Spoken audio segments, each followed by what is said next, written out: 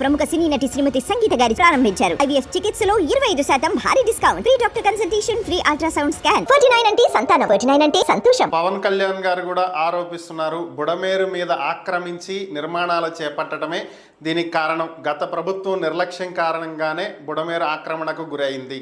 ఇదే టీడీపీ చెప్తుంది, జనసేన చెప్తుంది, కూటమి ప్రభుత్వం చెప్తుంది. మరి మీరు నిజంగానే గత ప్రభుత్వంలో మీ ప్రభుత్వం పర్యవేక్షణ లోపమే దీనికి కారణమా? నిజంగానే బుడమేరు ఆక్రమణకు గురైందా? హైడ్రా తరహాలో ఇక్కడ కూడా చెయ్యాలంటున్నారు, ఇది సాధ్యమేనా?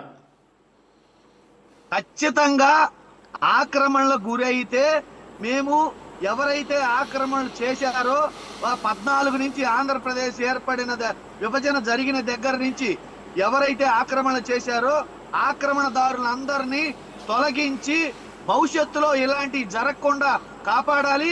ఆక్రమణ చేసిన వారిని తక్షణమే వీటన్నిటికీ ఈ వరద ముంపుకి బాధ్యులుగా చేసి వాళ్ళకి కఠిన శిక్షణ కూడా వేయమని మేము కూడా అంటున్నాం.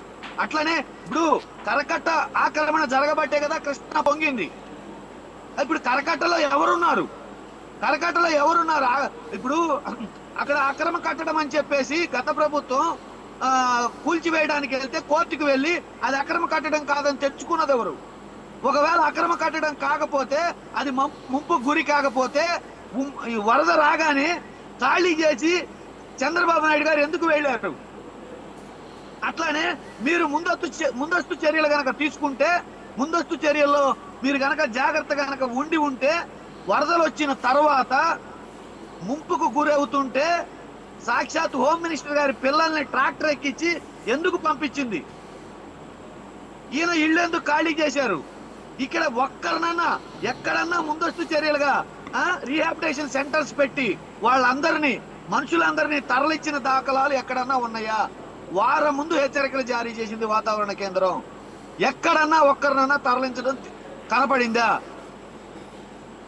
పోనీ కనపడలేదు. సహాయక చర్యలన్నా నీతిగా నిబద్ధతగా మానవత్వంతో అన్న చేస్తారంటే, సహాయక చర్యల్లో అన్నం ప్యాకెట్ ఇవ్వాలంటే వాళ్ళ పార్టీ అయి ఉండాలా? వాటర్ బాటిల్ ఇవ్వాలంటే వాళ్ళ పార్టీ అయి ఉండాలా? బోట్ ఎక్కించుకొని పోవాలంటే వాళ్ళ పార్టీ అయి ఉండాలా? బోట్ ఎక్కించుకోవడానికి 8,000 అడుగుతారా? ఇవన్నీ మేము చేస్తున్న ఆరోపణలు కాదు. ఇవాళ సోషల్ మీడియాలో, టీవీ ఛానల్స్ లో బాధితులు ఎవరైతే ప్రాణ భయంతో తన పిల్లల్ని భుజాల మీద వేసుకొని, ఎవరైతే నిండు గర్భిణి, ఎవరైతే పసిపాలింతరాలు, ఎవరైతే మంచం మీద ఉన్న పేషెంట్లు, వాళ్ళు చెప్తున్న మాటలు ఇవి పార్టీ నాయకులు చెప్తున్న మాటలు కాదు. ఆహాకారాలతో ఆకలితోటి అలమటిస్తూ పోతున్న విజయవాడ ప్రజలు చెప్తున్న మాటలు ఇవి. వీటిని మీరు గమనించరా? మీరు ఏం చర్యలు తీసుకున్నట్టు? Okay, thank you. ఆలోచించండి. ఈ టైంలోనన్నా ఎవరైనా మరణ వాంగ్మూలానికి మన దేశంలో, మన చట్టంలో చాలా గౌరవం ఉంది.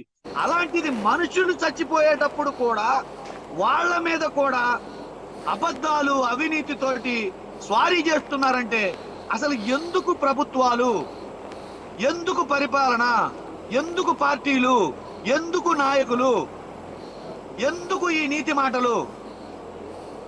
ఎన్నాళ్ళు బ్రతుకుతాం? ఈ రోజు నిద్రపోతే ఉదయం లెగుస్తామో లేదో తెలియదు. క్షణకాలం మన జీవితం. కను మూస్తే మరణం, కను తెరిస్తే జననం. ఇంత తెలిసి కూడా 75 ఏళ్ల వయసు వచ్చి కూడా వీటన్నిటి మీద అబద్ధాలు ఆడటం ఏంటండి? నాకు అర్థం కాలేదు. ప్రభుత్వ అధినేతలు అబద్ధాలు ఆడటం ఏంటి? గేట్లే లేవు, అవి ముయ్యలేదు, మరుసటి రోజు మళ్ళీ వాళ్లే మూసామని రాయటం ఏందండి ఇది?